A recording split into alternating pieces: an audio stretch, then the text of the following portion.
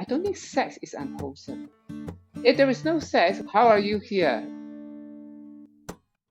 Hey, friends, welcome to another episode of the Handful of Leaves podcast, where we bring you practical Buddhist wisdom for a happier life. In this episode, we are gonna shake things up a little by discussing the topic about relationship and sex. And we have a super house of panel. I think it's going to get wild here. So we have 4 people, myself, Kaixin, Kyle, and Hao. Briefly to introduce them, Kyle identifies as an uncomplicated single. Kaixin, near that spectrum, single by choice. And Hao would be on the opposite side. So after 7 relationships, he finally found the one. And myself, I'm a hopeless romantic, seeking for true love. True love.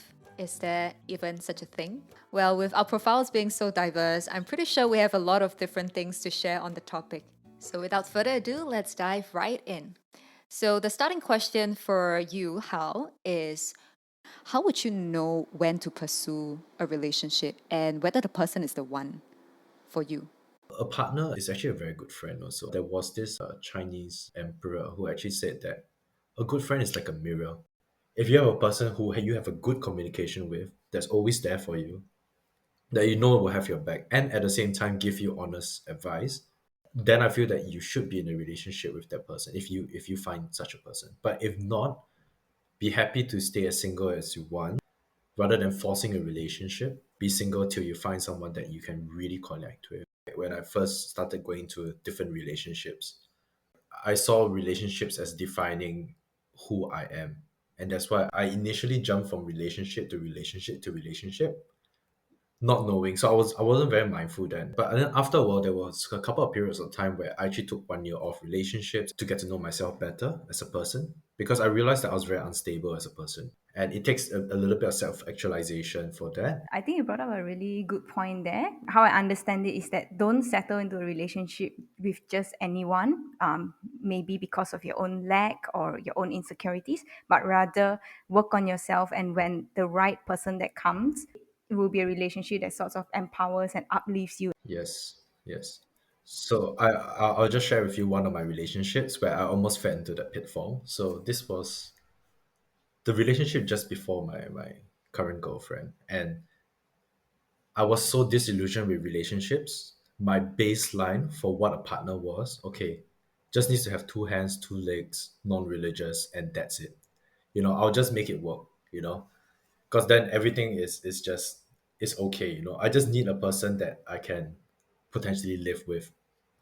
And that was obviously a very bad precursor to enter into a relationship. So I met this other girl on apps, and then we hit it off conversationally. But then after that, dating with her like couple of months in, it was very constricting for me because she would say things like, "Stop chewing so loudly, pluck your eyebrows, pluck your nose hair." Yeah, I mean it's good that she's caring about my image in a sense, but I just felt like it was just controlling and all that, and I tried to live with it. I tried to see another way around it, and like, you know what? I mean, couples argue all the time, so this is fine. The dog with the the cup and the burning building behind. Yeah, I just thought this is fine. And then after that, when she moved to another state, you know what? I actually feel relieved that she's in another state, and that shouldn't be how a relationship is. Like, you just want to be away from the person, and that's not a good thing. So in the end, yeah, I had a conversation with her and we broke up. That's like the red flags all over when you feel relieved the person moved away. Yeah, yeah, that was a huge red flag. No, I wish I can say something, but I have never been in a relationship to comment on that. Yeah, but that's the bullet that you dodge, Carl. Really? So by not being in a relationship, you don't have such But but experience. doesn't Buddhism say that you need to suffer first to be awakened? That was my exact thoughts when I was like just enduring with the relationship, you see. So that there is a danger for some Buddhists also. Yeah. I was just thinking, this is okay, this is fine, it can be worse. But moving along that, like, if you don't really have your friends to tell you that this is not working out, this is actually changing you, and you're just settling. But I've seen the total opposite also, where these people have a 20-point checklist of what they want in a partner and all that. And that becomes super rigid, because You've only got 19 out of 20. I'm sorry. Bye. Yeah, that's the other extreme. So as Buddhists, we need to walk a middle path. There's somewhere in between. You need to have a rough checklist of what you want and what you don't want in a relationship, but at the same time, don't settle. Yeah. No, thank you for sharing that. You might have misinterpreted what I think about awakened by suffering. It's like I wish I would have been in a relationship to understand how that works, like how it suffer. Then I would probably know and compare how is it like to be a single and to be in a relationship. So that Shall I was what I simulate that was. for you, Carl? No, no, thank you. Uh, unless he is one of my top 20 checklists that I can take. No, I'm kidding. But so if I do not suffer from having a relationship before, how would I know what is so that was what I meant in that part. Yeah, not in terms of being sadist and wow, someone is already telling me to change, and yet I'm still thinking that hey, this is the time to be awakened right now. Not like that. So just taking it a notch further, right? Since we all, I think, acknowledge to a certain extent that relationships bring you dukkha. On the surface level, there's the arguments, there's the disagreements. On a higher level, it's adding another level of attachment into your life. So, how you are a practicing Buddhist? How do you justify adding extra attachment into your life to bring you happiness? One thing that I learned from Ajahn Brahm, one of his talks actually that I attended, he said there was these two sisters. One was unmarried, another one was married. And they'll both go to him. One will complain about how life sucks being single, and the other one will complain about how life with a husband really sucks. And Ajahn Brahm was like, you know what? Just swap. So no matter what position you're in, there will definitely be some form of suffering, you see. So by saying that I don't want to be in a relationship because there's an aversion towards suffering, it's not the way also, you see.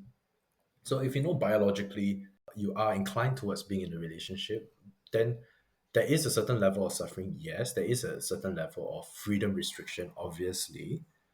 But at the same time, which suffering is worse for you, and which one is something you can live with? So I think that would be the answer that I'll go with. If being in a relationship, it causes you heartache every day and your partner always goes out, sleeps with other people, drinks all the time, is just a totally incoherent person, but then you're just like, oh, I just love you so much, then that's just unproductive because that's going to wreck the rest of your life. And I know how serious a relationship can wreck a person's life. Some people commit suicide because of that. Romeo and Juliet, perfect example. Both of them killed themselves because of the relationship being unable to continue.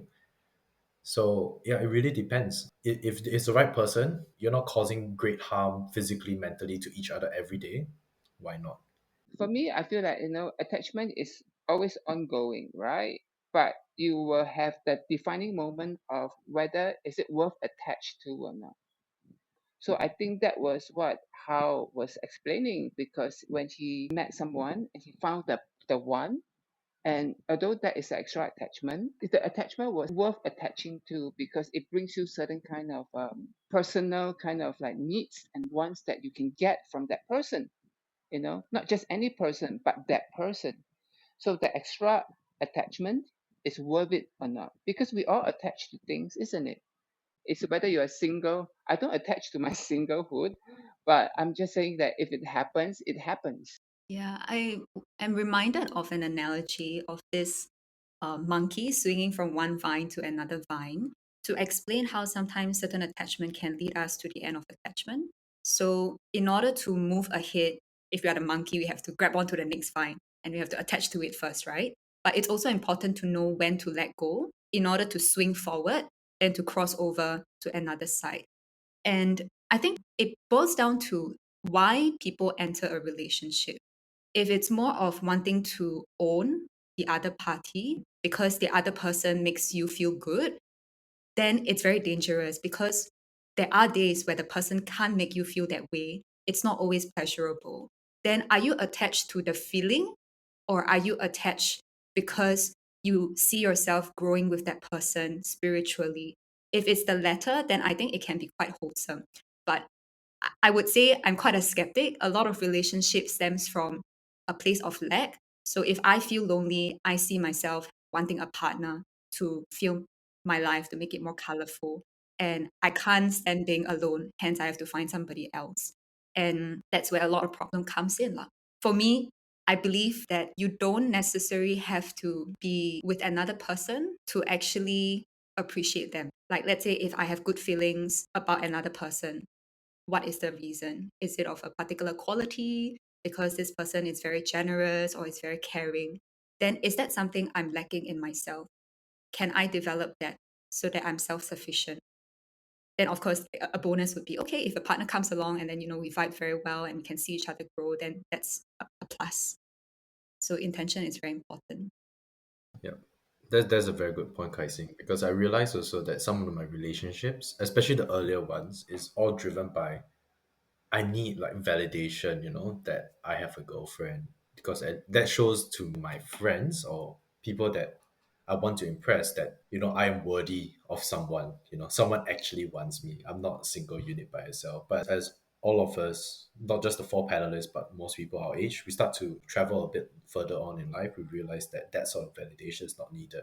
And that's why I seem to see a trend where most of us would prefer to be single. Especially for girls, there is that additional pressure to have kids or the additional pressure to get married after 25. In China, they call them 剩女, left on the shelf. I cannot say how much I really disagree with that, but I think that's one of the driving factors for people to quickly get married, and then after that they realize, oh man, I really can't live with this person, and then they divorce because of that. So I'd rather make sure that your shot counts, like you make sure that you're together with a person, then you get married at a later age, rather than just get married young and then realize you're incompatible.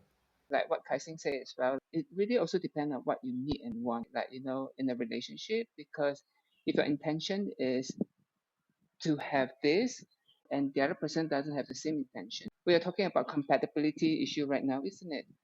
But most of the time, I feel like because we ourselves do not really understand and know ourselves, so there's a lot of times where actually we go with what the society wants us to be. And I also feel like the only way to love anything is to realize I don't have to own it. I saw a little quote where they say, if you love a flower, you don't have to pluck it. If you really love the flower, you water it and let it grow and nurture it. But also, I can't help but feel that what Kaising shared could be a little bit idealistic. Like, I mean, out of 10 relationships, probably 9 of them enter because there's an element of loneliness there. Maybe not the main reason why they enter a relationship, but an element of loneliness, an element of like lacking and require certain needs to be fulfilled by someone else. So realistically, how can we make a relationship healthy, knowing that we are all imperfect and we do maybe feel a little bit insecure in certain ways or have maybe anxious or avoidant attachment styles. So with all the imperfections that we have, all the blind sides, biases, how can we make a relationship as successful as possible? And the definition of success here is maybe one where both parties get to thrive and get to grow in the spiritual path as well as in their personal development. I think at the end of the day, the most important thing is, do you know yourself? I think that is the backbone of any good relationship. If the relationship starts where you're looking for something external, so even if some people they say, oh, let's have a sexual relationship, this is purely sexual. After a while, maybe one of them is not able to be so sexually active and all that, and then because the whole basis of relationship is based on sex, yep, goes away. So once again, do you know yourself well? So my partner and I, we met on the dating apps, and I was very transparent with her about my history, who I am, and all that, because I knew that I wanted to have a long-term partner and someone that shares the same values. So it being on apps and all that, you meet random people. You meet a lot of people who are, I would say, weird, but have a different perspective of life. So I wanted to let them know who I am, and then from there they decide whether or not we continue. Yeah, I think that really helps, because a relationship that starts on lies, and lies in the sense not in terms of like, oh, I actually have a side chick or a side girlfriend or something like that. It can be as simple as putting on this show where I'll always open a door for you. Every time I meet you, I'll give you a rose, that sort of thing. I don't know if I'm insulting the hopeless romantic here. But the very first time you meet the person, the first few days, try and be as normal as possible. I know you want to impress the person. You can do a little bit, but not too much. So there's a joke, basically, if you really want to get to know a girl well, bring them to eat KFC. So you can see them eat with their hands and then see how they eat. The second part of this joke is after that you bring them swimming. So then all the makeup will wash away. You can see the person who they really are. No, but I mean there's obviously waterproof mascara and all this. But yeah, I mean as a joke, pretty much I feel being as real as you can, but not to the point where you tell the person all your deepest, darkest fears and all your secrets and all that, because that would be like whoa, way too much, right? For the first few dates. Be as comfortable as you can. And then from there you can tell also, are you comfortable with that person's presence? And then you can see if you can work from there. Yeah, actually, there's another test also besides swimming is to really go through very, very hard times together. This is an advice from a cab driver. And he said, just go on camping with this person and then you'll see the true color. Are they impatient? Do they take care of you? And are they considerate, etc., etc.? And I just want to clarify that it's not to say we have to find the one and to enter a relationship where there is no trace of loneliness and to have another person to fill that gap. But it's to recognize the full picture, right? To not just look at the good side, but also the negative side and the imperfections. Let's say you go swimming with that person or hiking with that person and you saw all those flaws and you say, yeah, actually, if I were to magnify this times 100 or 1,000, which is another advice given by a friend, I would still be able to love this person. Then I think that is like a sign that entering into the relationship, you are prepared for the worst and you are able to stick till the end. And if I could add on was like from what I heard from Hao and Kaixing, so the joke that Hao made is based on how you see the person from the external factor, how he or she looks like. But for Kaixing one, it's more on looking at the internal factor of how they behave when you're going through tough times. If I can share with you as a backpacker for almost like maybe 16 years, I will always tell that to every couple that I met because I do somehow met some couples along the way and we travel together and I will already know that whether they can make it or they cannot make it. So and it always comes through. So what I'm saying that is really, really want to find if that is the right partner for you, you have to backpack together for 3 months in in Europe, Southeast Asia. You get to understand each other of how they make decision, how they plan things, and how do they react in terms of negative situations, and who is going to take care of each other when you fall sick. So I think backpacking for 3 months might be a good way for any couple who are going for marriage. Or you can live together first before marriage and then see how that pans out. Right, right. And then whether you have actually closed the cap of the toothpaste or put the toilet seat down or up. For me, it's toilet seat down, just to let you know. So if I'm not wrong, your girlfriend might be as well. Yeah. Yeah, I think that's one way. I know that it was a bit controversial. My dad, I think, was a bit hesitant when my partner and I were moving in without getting married. But I think he could see that we're not moving in just like a normal boyfriend girlfriend, but we're actually having the intention of actually getting married or actually settling down. So I think after a while they're starting to see. And the difficulties that we faced was like, planning the house together, designing the house together. Fortunately, it was very, very smooth sailing, having renovations and everything going on. There was no screaming matches, there was none of that. So I think that actually we took that as a good sign. I think it's a very Asian culture thing for parents to not be so accepting of partners moving in together. However, I think it's so important. If you're always staying under the same roof as our parents and the housework is just done by them, it's very difficult to know the person holistically just on a date outside of the house context.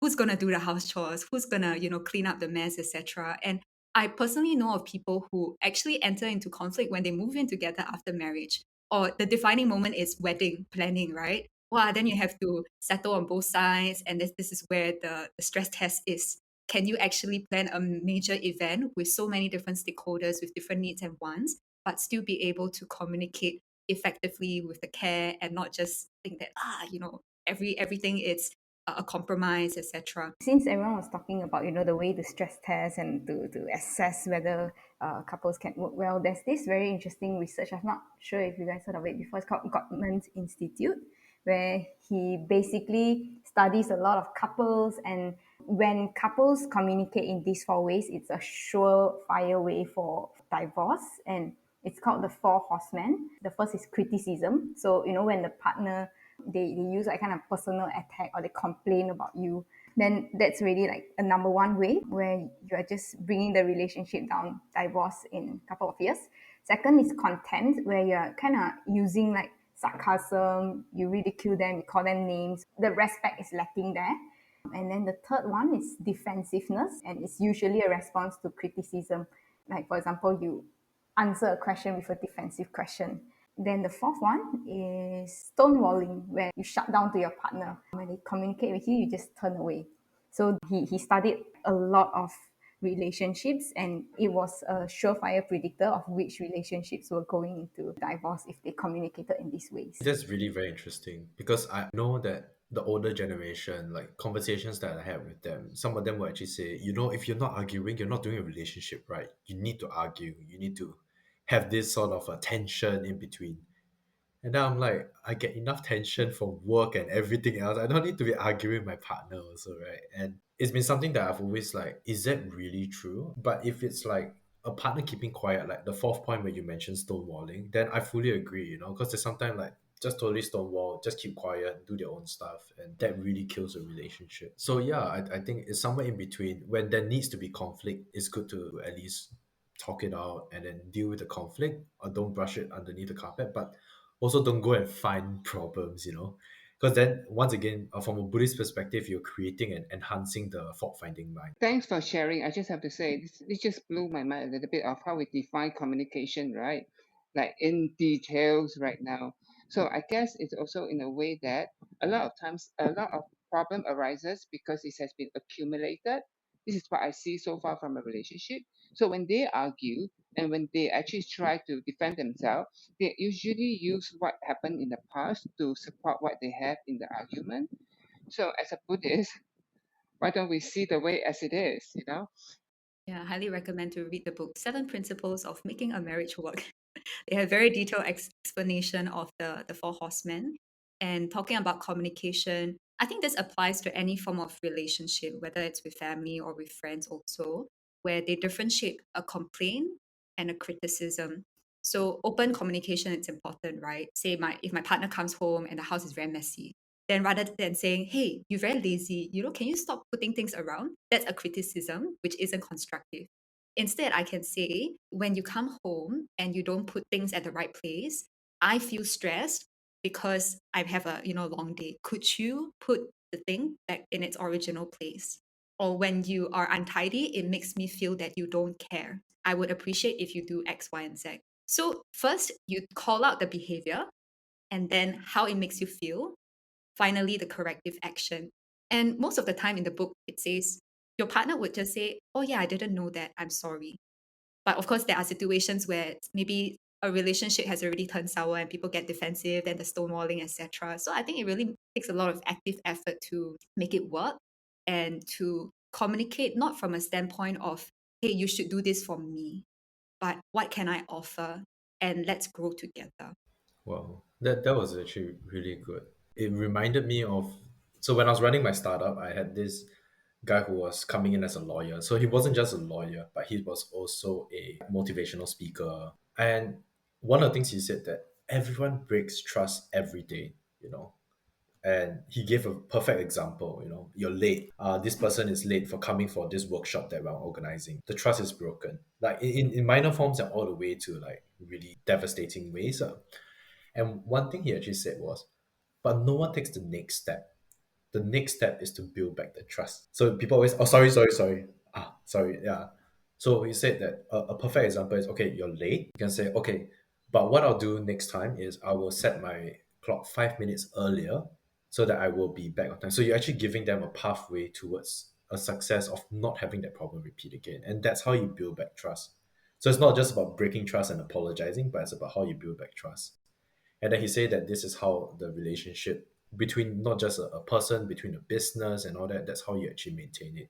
Exactly. And I just want to say, all these things that we are talking about, right? These are all skillful means. These are all kusala. When I heard from what you are sharing, it reminded me on the course that I went through, which is NVC, which is nonviolent communication.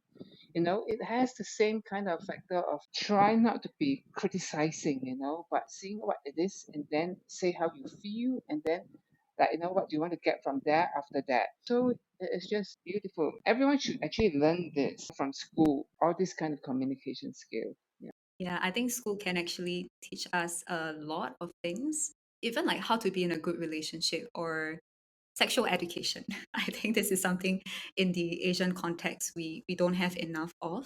I'm not too sure about the schools that you guys went to. I remember the school that I was in, the sexual education was pretty much like, oh, don't have sex, otherwise you get, this particular disease and that. Then they show us all the gory picture. And I think it kind of stigmatized or paint sex in a very bad light. And I was listening to some podcast in the West, and I was very shocked to hear that they actually learned how to put on a condom in school when they were in, high school. I can't imagine Singapore education having that at all. Yeah, I was from a Christian school, so yeah, definitely none of that. And I would think my family is traditional. Even with my parents, I realized like right now I'm 32 years old, and I've never had the birds and the bees discussion with them. Like it's all like go find out yourself, That they'll be the best person to learn from rather than learning from friends who are probably just as clueless as you are, and then yeah, teaching you all the wrong things also. I also went to a Christian school, and I think at 16 years old, they were showing us the movie 16 and Pregnant, and it was showing all the horrifying consequences of being a single mother. And the main takeaway is that everyone be straight, have sex after you get married. I remember my family actually sat us down and talk about sex, but in a very, very awkward manner. And of course, the idea was all about, having sex after you get married. And I think the proposal for that was, if you hold it in, you hold it in. And when you get married, you get to have sex for like 60 years straight.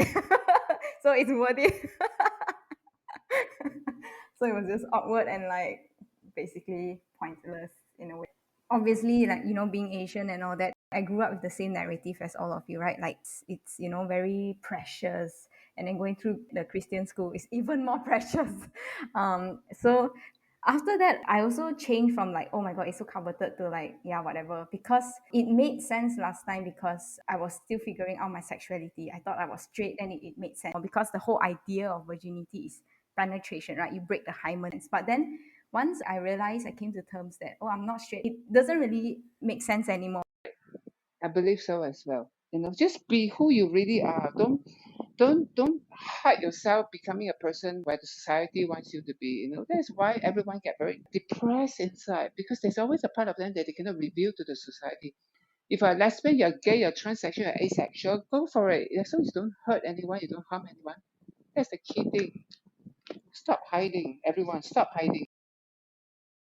I used to also believe that, you should have your virginity till after marriage. It made me controlling, it made me jealous, I said, what if someone else takes her virginity? And the whole point of getting married is to have sex and to have this virginity which no one else has tainted or touched before. Putting on a pedestal actually creates more suffering. So then I was wondering to myself, then what's the point? So then after that, I start to look at it in a bit more of a mellowed out sort of a light and not as a pedestal. This is the one thing that a relationship is all centered around: the virginity, the all knowing virginity. Yeah. And and I would also say that, I lost my virginity at 33. So the idea of it was the same as you. I just want to feel like, I'm keeping it for myself, I'm keeping it for myself. But the main question was, I did not have the same kind of anger that you have, like, oh, controlling of that, because I was doing it for myself, not for others. So that was the part where I realized that if I want to do something, if I want to keep my virginity, it's not for others, but it's for myself. Ultimately, it all depends on the intention where you want to set for, right? So if you are having sex before marriage, what was the intention you want to do that? Is it because of your own self-indulgence? Is it because of your own self-needs? And if that person is actually not attached, not married, and definitely, independent and have very consensus of a sexual relationship, then that would be ultimately where your intention stands for, what you want to get it out from that action, and how well are you prepared for the consequences and understand the consequences. So does that mean that like sexual activity just based out of lust is unwholesome? or must there be a deeper purpose of like, oh, it's to foster intimacy between two people, then that's acceptable and okay. Yeah. I don't think sex is unwholesome. If there is no sex, how are you here? Like where's the population comes from, right? So that's why I feel like, the sex is not unwholesome. It's the way you had sex in a wrong or unmindful way, then it can be unwholesome. Like when you are drunk and you have sex with somebody, when you realize that you have very sick mind of, because of your personal upbringing, you've been abused by somebody and you decided to rape somebody, all the stuff. So that is unwholesome. The action of sex is unwholesome. So sex is not unwholesome, but it's the way people do it and the intention of doing it. Whether it harms someone or not, then that is considered unwholesome. I mean, that is for me personally. Yeah, that you could not have put it in a better way. So if let's say someone to that person, virginity is a very, very important thing, life value sort of thing, and then for you it may not be, and then you force yourself onto that person, then obviously it will create a lot of suffering. Most of the time it's both parties also that would be interested, you know. If not, it's called rape, right? We're still humans, you know. That's why there is some form of satisfaction. It's the same as craving for a certain type of food, but it's obviously a lot larger craving. So I do agree with Carl. Like I don't see it as a tainted sort of thing because we're all born with it. We're born with genitals, right? If it was something that we would not be using, it would slowly be phased out through the theory of Darwinism and evolution. So it's something that we still use it, and I feel that yeah, it should not be seen as a dirty sort of thing. Just tying it back with the concept of training the mind, and a sexual activity needs to have the mental state of lust, right? So if you do that a lot, then obviously you are cultivating lust, and that lust, it leaves an imprint, right? It will increase every time you do it. To lust for someone can be even holding a person's hand or something like that. That is okay. Like kissing someone, that is normal in a relationship. So where is the line then? You know, I guess the only reason why sex is seen as a little bit more dangerous in that sense is because there is a potential between a heterosexual couple to get a baby, have an unwanted pregnancy, or might have STDs and all that. But for me personally, I don't see myself as a person that just sits there thinking about sex all day, unable to run a business, unable to do everything else, right? It's like the mind, you know, you have different moments and all that. The mind is always in flux. So then when there is the emotion, both sides are consensual, then I don't see why not. And I would also like to share sometimes when you kiss someone, it's because you love someone. You do it out of love. You don't do it out of because you want to have sex with that person. And when you want to have sex, sometimes we also call it making love, it's a form of bonding and intimacy. But if you're talking about lust, then you definitely will have lust. The lust is like a desire, right? But ultimately, the intention of working on that lust and how you actually feel like, oh, is it destroying my life right now because I'm so obsessed with it? Then that is the question. It's so interesting to listen to all the different viewpoints. And as we come to the end of the episode, I'm just wondering whether we can take turns to share what are some of our key takeaways. I think just be honest and true to yourself, whatever relationship you're in, and be more patient because you have, I know we say that, anijang, everything is impermanent, but you do really have a lot of time on your hand to discover who you really are. And the last thing you want is to just rush it out, and you can make some silly mistakes, but you make it because you have somehow know who you are, then that will help you a little bit more on a clearer picture. And that is all the things we want in a relationship, transparency, Thank you. And I'm single, by the way. Yeah. I'm still available, by the way. Yeah. Yeah, we'll drop his contact details in the show notes. If you want to hit Carl up, you know where to look. You might only have a few more years before I am going to become a mom. So, yeah, you guys can, if you're lucky, get me. If not, that's it. Thank you. I fully agree with Carl in terms of the getting to know yourself. And I think that took me a long period of time to really get myself through knowing that, because that was the ego that was blocking me at first. Like you always think you must accept me for who I am, but you realize if you dig a bit deeper, that's the ego. Who would want to be around a person that's like that? So I started to move towards wanting to be the partner that would be perfect for the partner I wish to attract. And if anything, it always starts with yourself. Who do you want to attract, and what is the gap in between, and then yeah, slowly make your way towards there. Yeah, the takeaway I have is to first have a very good relationship with ourselves. And then when we are full, we can give more to others. And communication is a very big part of it. And whatever type of dynamic we want with our partner, it's really for nobody else to judge. We have to first search inside ourselves to say, what is the intention? Is it beneficial? Is it serving us? And is it helping us to find more peace or to have more joy? And from there, I think this is really from a spiritual perspective, we can all grow and blossom. I think my takeaway was that being single or being in a relationship all also have to come.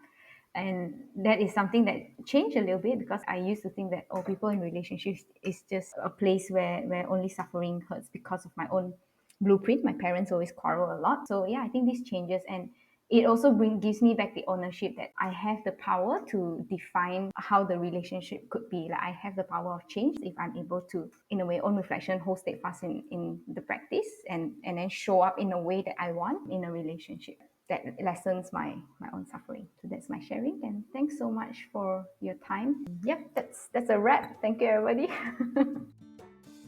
Thanks, listeners, once again for tuning in. We hope you got as much value as we did. This is Pride Month, where we celebrate diversity, inclusion, and most importantly, acceptance. We believe that everyone has the right to love and to be loved, regardless of sexual orientation or ability. And in this episode, we'd like to give a shout out to Rain Bodhi, an LGBTQIA plus Buddhist community, which is now expanding in Singapore. And Kyle, our guest, is one of the community members leading this group here. They offer meditation, Dharma discussion, and social events in a very safe and supportive environment. Everyone, regardless of your race, gender, sexuality, or ability, or even faith, you're welcome to join. And this is across all Buddhist traditions. If you're interested, more information is in the show notes. There are also links to various resources as to how you can be an LGBTQIA plus ally and what you can do to make a difference to develop a more loving and inclusive society.